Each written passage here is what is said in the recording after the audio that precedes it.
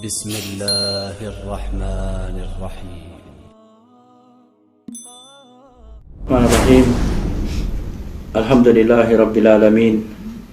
Wa sallallahu wa sallam ala nabiyyina Muhammad wa ala alihi wa ashabi ajmain. Alhamdulillah, ang pagpapatuloy natin ang pagpapaliwanag na aklat Kitab at-Tauhid na sinulat ng Imam Al-Allama Sheikhul Islam Al-Mujaddid Muhammad bin Abdul Wahhab rahimahullah. Ang pagpapatuloy sa atin ng Imam ng pagpapaliwanag ng lahat ng uri ng shirk, kahit ito'y maliliit o tinatawag natin kahit sa pamamagitan lamang na ating salita, ay ibinibigay niya sa atin ang aral ng pag-iingat talaga sa lahat ng uri ng shirk. Dahil ang pag-aalaga ng shirk o pag-iingat sa shirk at paglayo sa shirk, ito ay pag-aalaga talaga ng ating tauhid na huwag tayong mapahamak. At sa mga unang bab ng Kitab at-Tauhid, nabanggit nga sa isang bab doon na man haqqaqa tauhid dakhala al-jannah bighairi hisab wala adab. Na kung sino man ang pangalagaan, linisin niya, proteksyonan niya ang kanyang tauhid, siya ay makakapasok sa Jannah ng walang anumang uri ng katanungan at walang anumang uri ng kaparusahan. At nabanggit ng Propeta Muhammad sallallahu alaihi wasallam ang hadith na mayroong 70,000 na ang tinutukoy natin ditong pangangalaga, unang-una ang shirkul akbar, shirkul asgar, at pagkatapos ay ang bid'ah at ang anumang uri ng maasi o kasalanan. Kapag napangalagaan natin ang ganyang uri ng napangalagaan natin ang tauhid natin sa ganyan, sa shirk, sa bid'ah at saka sa mga kasalanan, yan ay isa sa malaking pagkakataon o pag-asa na sa mercy ng Allah subhanahu wa ta'ala mapabilang doon sa mga tao na pinangakuan ng walang katanungan at walang kaparusahan. At yan ay isa sa pinakamalaking biyaya ng Allah subhanahu wa ta'ala na mapangalagaan talaga natin ating sarili sa tauhid, sa shirk. So sinabi rito ng muallif, babu ma jaa fi man lam yakna bihalifi billah. So dito sabi rito ang kabanata o ang bab na kung anong dumating sa atin magmula sa Islam o sa kitab at saka sa sunnah, na yung mga tao na sila ay sumusumpa na hindi sila nalulugod sa pagsumpa sa Allah subhanahu wa ta'ala at kinalulugodan pa nila ang paggamit, pagsumpa sa isang nilikha lamang.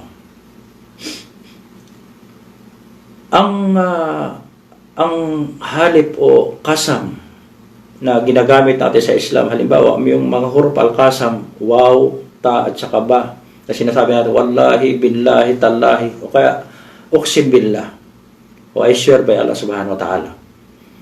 Ito ang kalimitang namumutawi sa mga Muslim, lalo sa mga Arab o mga Muslim na ito ay minsan binabaliwala lamang nila ang ganitong pagsumpa o paggamit ng halip. At lalong na kapag sila ay nasa mga bagay na ito ay kinakailangan sa isang Muslim. Halimbawa kapag sila ay nasa hukuman o minsan tungkol sa kanilang din o sa pagtatalo o kaya sa mga tao nagninegosyo. So tayo ay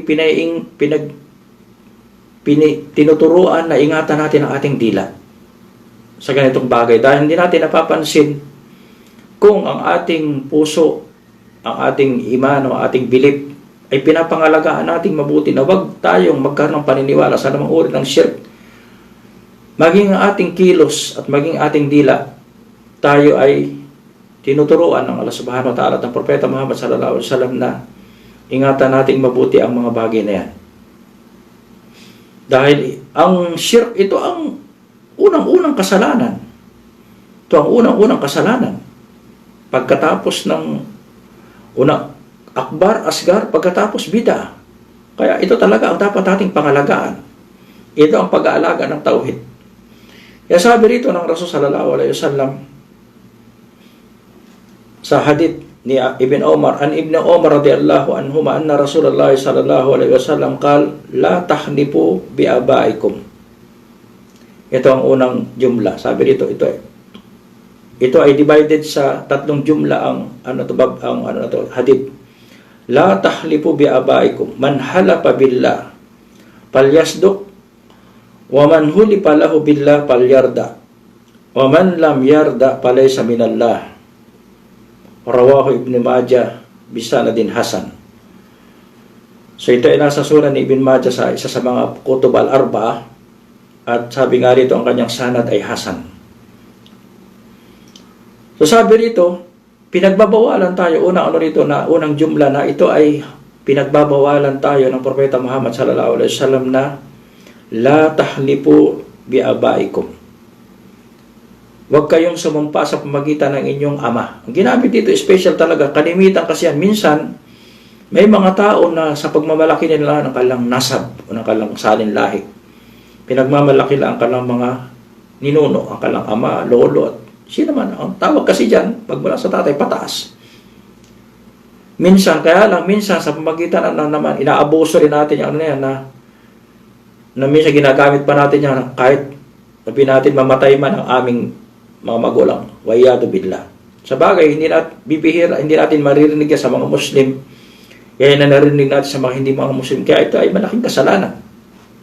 Ay paggamit lalo na yung pagsumpa. Bukod sa salita na unang-una yan, kasalanan na yung gawain ng mga kupar. At hindi dapat gawin ng mga Muslim o gumaya sa mga ganyang uri ng pananalita. Ngayon, ang pagsumpa, ito ay pinapahintulot lamang sa Allah Subhanahu wa Ta'ala. Lalo na sa umur ng ating din, sa umur ng sa dunya, sa hukuma, sa tijara, o kapag mayroong anumang alitan ng tao na minsan sumusumpa kahit na magsisinungaling. So dito, pinagbabawalan tayo sumumpa ng maliban lamang sa Allah Subhanahu wa Ta'ala. Bakit? Bakit ipinagbabawal? Kasi ang pagsumpa ng maliban sa pangalan ng iba, ng maliban sa Allah Subhanahu wa Ta'ala, ang halip o kasam, ito ay taadim sa Allah Subhanahu wa Ta'ala. Pagdakila o pagtataas sa Allah Subhanahu wa Ta'ala ng kanyang kadakilaan, na siya pinakadakila sa lahat. Ngayon, kapag sumumpa tayo, na ibig sabihin, binibigyan natin ng taadim ang isang maklukat, ang isang nilikha. So, yan ang dahilan bakit pinagbabawal. Ngayon, minsan, ang halip na yan, o pagsumpa na yan, yan ay inuutusan tayo sa pangalawang jumla. Sabi nga rito, man halafa billah, kung sino man ang sumumpa sa pangalan ng Allah Subhanahu wa Ta'ala o by Allah Subhanahu wa Ta'ala. Ano ba sabi natin? Wallahi, billahi, o tallahi, o uqsim billah. Sabi rito ng Propeta sallallahu alaihi wasallam, palyasdok. Huwag tayong magsisinungaling, manatili tayo sa katapatan. Kaya ito ang lisan ng isang Muslim. Ito ang dila ng isang Muslim. Kahit sa ang kanyang puso at ang kanyang gawa at ang kanyang dila, sa lahat ng okasyon, siya man ay nagagalit o siya man ay sumusumpa sa hukuman, kahit na ang nai-involve dito na tao ay ang kanyang kamag-anak, pinagbabawalan tayo magsinungaling. Kahit mismo ang ating pamilya ang nai-involve, kapag sila talaga ay nandun, kailangan na tayo ay tumayo sa adil o sa katotohanan. At wag tayo magsisinungaling kapag tayo susumpa, lalong-lalo na sa pangalan ng Allah Subhanahu wa Ta'ala. Kaya sabi rito ng propeta, pagpapatuloy na, waman hulifa lahu billah falyarda. Ito ang dito na isang aral. Unang-una, pinagbabawalan tayo sumumpa ng maliban sa Allah Subhanahu wa Ta'ala at ginamit ang ating mga ama o mga ninuno. Pangalawa, na tayo ay inuutusan na, pangalawa dito ipautos. Una, pagbabawal. Pangalawa, pautos. Man halafa billah falyasduq. Pautos ito na tayo ay palaging magsabi ng katotohanan. Huwag tayo magsisinungaling. Pangatlong jumla, man hulifa lahu billah falyarda. Na kung sino man ang sumumpa sa atin at ginamit natin ang pangalan ng Allah Subhanahu wa Ta'ala, kailangan kalugudan natin ang ating sumpa sa Allah Subhanahu wa Ta'ala. Huwag tayong susumpa ng maliban sa Allah Subhanahu wa Ta'ala. At kapag tayo ay sumpa na ginamit natin Allah Subhanahu wa Ta'ala na ito'y katotohanan at nalulugod tayo na tayo ay kalulugodan ng Allah dahil tayo ay tumatayo sa katotohanan. Pagkatapos sabi rito ng Rasul sallallahu alaihi wasallam, "Waman lam yarda falaysa minallah." At kung sino man ang hindi nalulugod at gusto pa niyang sumumpa sa isang nilikha lamang, sa kanyang mga magulang o sa sino man, so palaysa minal, ang Allah subhanahu wa ta'ala siya ay ino-consider ng Allah subhanahu wa ta'ala, hindi siya isa sa mga Muslim, o hindi siya sa tunay na maalipin ng Allah subhanahu wa ta'ala, o hindi siya consider na sa isang tao na tunay na believer. Ito, yung Allah subhanahu wa ta'ala ay baraon sa isang tao na yan. Dahil ang isang Muslim, una, siya ay sumusumpa lamang sa Allah subhanahu wa ta'ala. Kung ano ang itinuro sa atin at kung ano pamaraan ng ating sinugong propeta ang sinugo sa ating propeta. Pagkatapos, ang isang Muslim, tapat sa kanyang salita. Pangatlo, siya ang kinalulugudan niya. Kapag siya sumusumpa, siya ay nalulugod na gagamitin niya ang kanyang dila sa pamagitan ng pagsumpa sa Allah subhanahu wa ta'ala. Allah subhanahu wa ta'ala. So, ibinigay dito ng Mu'allif rahimahullah isang bab.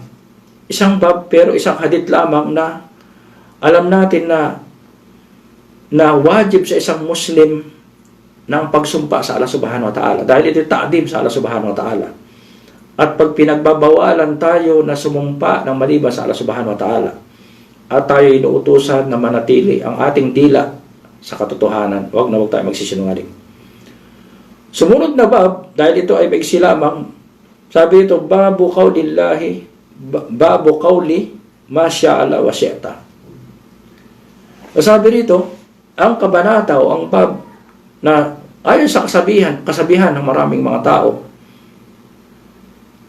ma sya'ala wa syi'ta, na mashi'a o will ng Allah subhanahu wa ta'ala o kagustuhan o kapahintulutan ng Allah subhanahu wa ta'ala.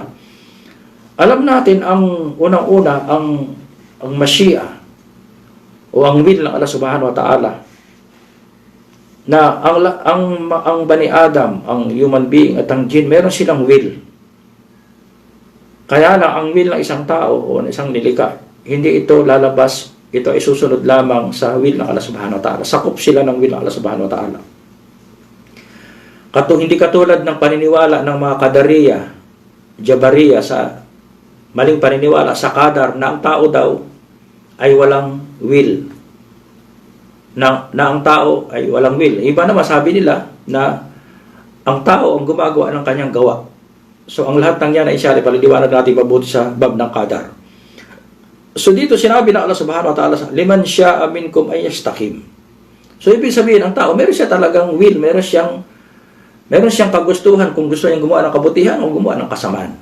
Kaya lang ang kagustuhan na yan o will na yan ay palaging sumusunod o sakop ng will Allah subhanahu wa ta'ala. Kaya sabi ng Allah subhanahu wa ta'ala, wa ma tasyauna illa ay yasya Allahu rabbul alamin. Hindi kayo makakapag-will ng talagang complete na will kapag hindi ito sakop ng will ng Allah subhanahu wa ta'ala. Bakit? Dahil siya ang Rabb ng buong creation. Sakop niya kayo. Sakop niya ang inyong will.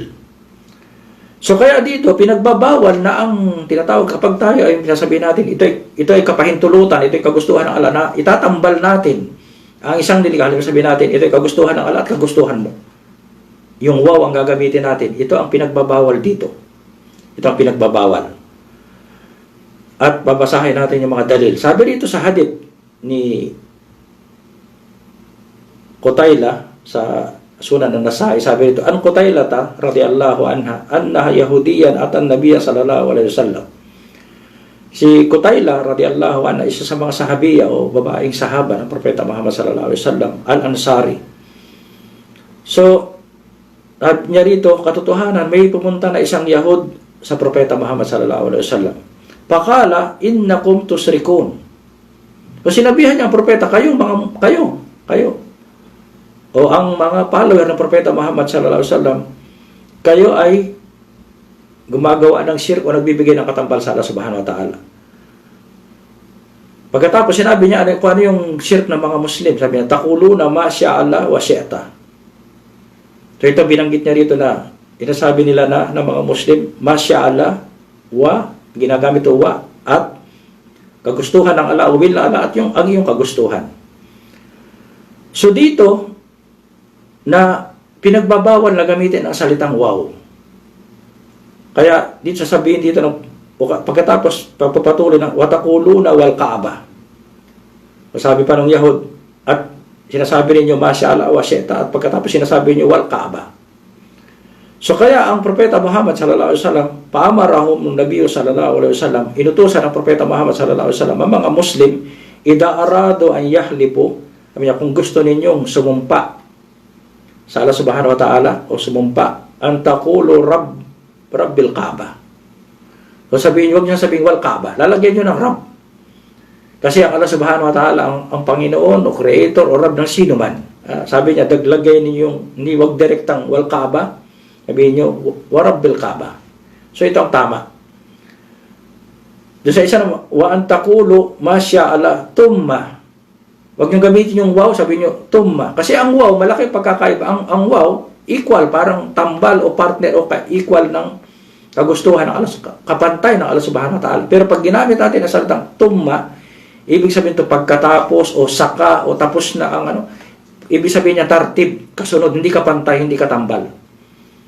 Kaya dito, pag-iingat talaga sa ating sinasabi o pagsumpa, napakahalaga na hindi natin napapansin na kagawa pala tayo ng pagtatambal sa Allah subhanahu wa ta'ala.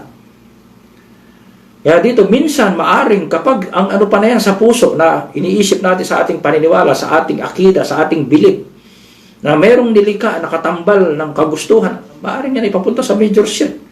Pero kapag ito sa dila lamang at minsan mga pagkakamali, ito ay shirkul asgar. Shirkul asgar. So ano nakuha nating aral dito sa hadith na ito? Una, ito ay napaka-importanteng hadith. Sabi nga rito ng Yahud, innakum tusrikun. So ang mga Yahud, alam nila ang shirk. Alam nila ang shirk. Alam nila ang shirkul akbar at shirkul asgar. Kahit na alam natin ang mga Yahud musrikun at sila ay involved sa shirkul akbar, pagtatambal sa Allah subhanahu wa ta'ala, kay Usair, kumukuha sila ng tagot at sila ay involved sa mga anumang uri ng superstitious katulad ng magic at iba pa. Major ang kalang shirk o kupor. Kaya lang alam ng iba sa kanila ang shirk. Na yung mga tao kapag gusto talaga ng alamin ang katotohanan o ang tungkol sa katuruan, alam nila ang shirk. Katulad na banggit ito ng panahon ng Propeta Muhammad sallallahu alaihi wasallam.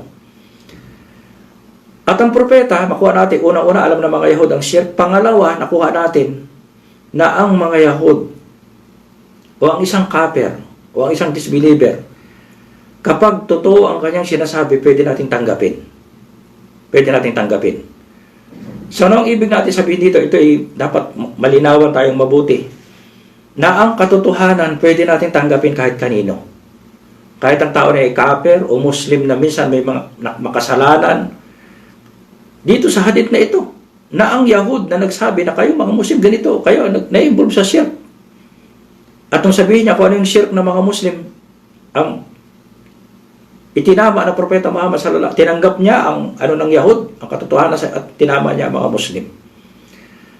At alam din natin sa hadith ni Abu Hurairah, yung shaitan tungkol sa kwento ng Ayat al-Kursi, na ang nagbigay ng advice kay Abu Hurairah na sinang-ayunan ng Propeta Muhammad sallallahu alaihi wasallam ay si shaitan, ang sinungaling. Sabi nga ng propeta, siya ay sinungaling, pero sa panahon, sa oras na yan, totoo ang kanya sinasabi. So, ano natin dito? Ang unang natin dito, ibig sabihin, kabul al-haq, at pagtanggap ng katotohanan, kahit na ang nagbigay sa atin ay kafir. Kaya lang, tandaan natin, ang pagtanggap ng haq, kailangan, alam natin talaga ito ay haq, kailangan, para malaman natin na yan ay haq, wapaka, kapag ito ay sumasang-ayon sa ating sharia. Hindi siya kumukontra.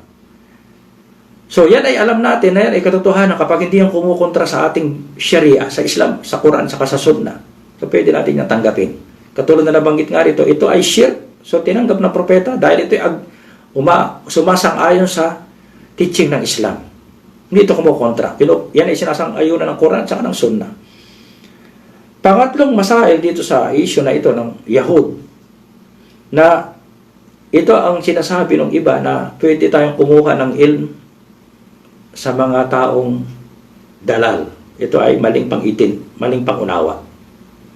Hindi tayo maaring kumuha ng ilm o ng kaalaman dahil tinanggap kay Shaitan, tinanggap sa Yahud. Kaya hindi sinasabing kumuha tayo ng ilm sa mga dalal, sa mga kupar o sa mga dalal na tao o ligaw na tao o ahlul bid'ah.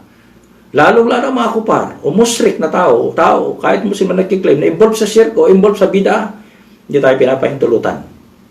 Hindi ito dalil na pinapahintulutan tayong kumuha ng ilm o mag-aral sa isang taong kafir o ahlul bid'ah o involved sa shirk na tao. Involved sa shirk na tao. Kaya kanino natin kukunin ang ating ilm? Kanino natin kukunin ang hak? Kukunin natin ito sa sahib ng hak. Kukunin natin ang kaalaman natin sa tao na siya ay nasa katotohanan. Wala siya sa shirk. Una-una, wala siya sa kufur, wala siya sa shirk, wala siya sa bid'ah. Wala siya sa bid'ah. So, dyan natin kukunin ang ating, hindi katulad sinasabi ng iba na sabihin nila, kunin mo yung tama at huwag mong kunin yung mali. Yan ay maling pamaraan. Yan ay maling pamaraan dahil hindi lahat ng tao may purkan. At kahit na sabihin natin, ikaw ay matatag ang iyong iman o mayroon kang purkan.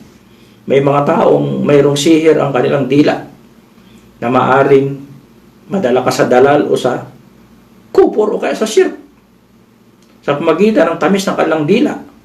Kaya hindi tayo pinapahintulutan na umupo sa halaka o sa duros ng mga taong kafir o musyrik, maging ang mga ahlul bid'ah na muslim na dalal. Hindi tayo pinapahintulutan. At alam natin ang mga salaf ng umma, mga sahaba, mga tabi'in, ang mga atba' tabi'in at ang mga imam, hindi nila pinapahintulutan ang kanilang mga tilmid, ang kanilang mga estudyante o mga talibul ilm na kumuha ng ilm sa mga taong ahlul bid'ah o ahlul dalal. So ito dapat nating matandaan. So kaya dito nakuha na, sabi nga rito ng Propeta Muhammad sallallahu alaihi wasallam, ida arado, kung gusto ninyong sumumpa, antakulo Rabbil Kaaba. So wag niyo sasabihin wal Kaaba. Kasi ito direkta sa Kaaba. Tayo sumusumpa na maliba sa Allah subhanahu wa ta'ala. Kailangan lagyan natin ng Rabb. Wa Rabbil Kaaba. So alam natin, ang alam ba, Kaaba, ginamit natin sa pagsumpa. Ginamit natin ang Kaaba. Kahit na, alam mo, hindi natin lagyan ng Rabb. Kahit na tinutukoy natin ito ay Kaaba. Isa sa pinakadalaktilang lugar na binigyan ng Allah subhanahu wa ta'ala ng karangalan. Saan tayo pinapaharap kapag tayo magsasala? Kung saan tayo ay, kapag pumunta tayo sa lugar na yan, diyan tayo ni-unite ng Allah subhanahu wa ta'ala, at kung pumunta tayo sa lugar, napakalaki ng ating reward. Kaya lang, hindi pa rin tayo pinahintulutan. Maging sa Propeta Muhammad sallallahu alaihi wasallam, hindi tayo pinahintulutan. At sabi natin, one nabi, hindi tayo pinapahintulutan. At inshallah, papunta tayo sa susunod na hadith. Kaya sabi ng Propeta sallallahu alaihi wasallam, sabi niya, wa Rabbil Kaaba, itong tama, wa yaqulu ma sya'ala tumma. At pagkatapos, kagustuhan ng Allah, at pagkatapos kagustuhan ng sino man na sinusunod natin sa Allah subhanahu wa ta'ala. Walahu aidan, sabi nga rito, walahu aidan, at tinutukoy pa rin dito na na ito ay hadith pa rin ni An-Nasai. Walahu aidan an Ibni Abbas radhiyallahu anhuma anna rajulan qala lin nabi sallallahu alaihi wasallam ma syaa Allah wa syi'ta. O sinabi rito na lalaki sa Propeta Muhammad sallallahu alaihi wasallam, ma syaa Allah wa syi'ta. Sinabi niya ang propeta, ma syaa Allah, sabi niya sa propeta, wa syi'ta, at that is the will of Allah, kagustuhan ng Allah, at iyong kagustuhan. Wa, ang ginamit niya rito sa propeta, wa. So sumagot ang propeta sa lalaki, sabi niya, qal aja'altani lillahi niddan. Ito kaagad ang sagot ng Propeta Muhammad sallallahu alaihi wasallam. Pagtutuwid, kahit ang kaharap niya sahaba, hindi lahat ng sahaba tama, lalo na sa panahon para ituro sa atin sa darating na panahon kung ano ang nangyayari sa kalamparan, ano pinahintulutan ng propeta at anong hindi pinahintulutan. So sabi ng Rasul sallallahu alaihi wasallam, aja'altani lillahi niddan, ginagawa mo ba akong katambal sa Allah subhanahu wa ta'ala? So kaya dito, ang mga Arab, lalo ang propeta at ang mga Arab, ang mga ulama, hindi nila pinapahintulutan. Unang-una dito ang propeta Muhammad sallallahu alaihi wasallam, ang tumatanggap ng Quran, ang tumatanggap ng revelation sa Allah subhanahu wa ta'ala, hindi niya pinapahintulutan ang paggamit ng wow. Paggamit ng wow. Ano ang sinagot ng propeta sallallahu alaihi wasallam? Bal ma syaa Allah wahda. Subalit sabi ng propeta, ma syaa Allah wahda. So doon sa kanina, masyala wa syi'ta, pinahintulutan masyala tumma syi'ta, may tumma. Dito naman, ang sagot ng propeta, masyala wahda. Sinabi niya, sabihin ng masyala, sa Allah lamang, wahda, na nag-iisa lamang siya. So kaya dyan sa ano na yan, dalawang alpad na yan, o dalawang pamaraan na yan ng pasalita, o pagsumpa, o sabi natin, o sa kagustuhan ng Allah subhanahu wa ta'ala, o mashi'a ng Allah subhanahu wa ta'ala. Una, itong ginamit dito ng Propeta Muhammad sallallahu alaihi wasallam, masyaallah, wahda, ito ang kamal ng iman. Na talagang hindi mo siya, kahit nakasunod, hindi mo binibigyan ang lahat. Alam natin na ano ba, yung pinahintulot, ginamit ng Allah yung tao na yan para mangyari, pero alam natin ang may kagagawa ng lahat ang Allah subhanahu wa ta'ala. So kaya sabi rito ng propeta, tinuturuan tayo ng isang talagang complete ang kanyang iman o complete ang kanyang tauhid. Ayaw niya na gamitin ang salita na minsan na may isinusunod pa siya sa Allah subhanahu wa ta'ala. Sabi rito, ito ang akmal ang kanyang, o kamal ang kanyang tauhid. Kompleto ang kanyang tauhid. Pangalawang pinapahintulot yung masyala, tumma syeta. Tumma. Huwag natin gagamitin yung wow. Huwag natin gagamitin yung wow. Kaya dito nakuha nating aral, una, na ang will ng Allah subhanahu wa ta'ala, sakop niya ang lahat ng kagustuhan. Wala tayong complete na will kapag hindi ito pinahintulutan ng Allah subhanahu wa ta'ala. Meron tayong will, kaya lang siya ay napapaloob sa will ng Allah subhanahu wa ta'ala. Pagkatapos ang propeta Muhammad sallallahu alaihi wasallam, anumang uri ng shirk, hindi na tayo pinapahintulutan. Aja'altani lillahi niddan, ang nid dito ay shirk. Nadir, syabi o kaya yung tinatawag nating kahalintulad. Ang nid ay kapartner, katambal, karibal o katulad.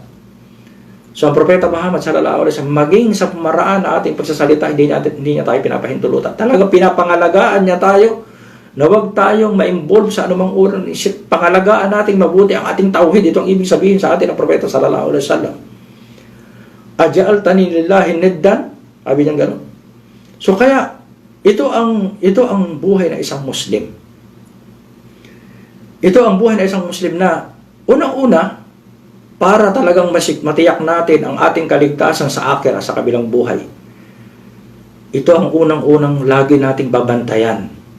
Ang ating tauhid na huwag papasukan ng anumang uri ng shirk. Huwag itong dudumihan ng anumang uri ng shirk. At kapag yan ay nagawa natin bilang isang Muslim na pangalagaan natin, kasi sabi nga natin ngayon, napakaraming Muslim pero kung kunti lamang nag-aaral ng akida ng tauhid. Totoo yan. Makikita natin kahit sa panig, kung kunti lamang ang nag-aaral ng akida, ng masusing pag-aaral ng akida na ultimo katiting ng mga salita, pero ito yung salita ng propeta Muhammad sallallahu alaihi wasallam. Hindi ito salita ng isang ulama o ng isang tao, ng isang lecturer, ito yung salita ng Rasul sallallahu alaihi wasallam.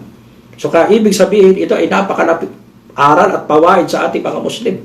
Nang ibig sabihin, pangalagaan talaga natin ang ating shirk, maging ito sa ating puso, sa ating salita, at sa ating gawa. Para meron tayong pag-asa talaga na hindi tayo mangangamba sa kabilang buhay na tayo ay mapapahamak sa impyernong apoy dahil sa ang unang-una talagang hindi napapatawad at ang unang-unang kasalanan na mananagot sa impyerno ay ang pagsira ng tauhid o relasyon sa Allah subhanahu wa ta'ala at pagpasok o paglalagay ng shirk sa kanyang paniniwala. Inshallah, hanggang dito na lamang. Wa sallallahu wa sallam ala nabiyina Muhammad wa ala alihi wa ashabihi ajmain. Assalamualaikum warahmatullahi wabarakatuh.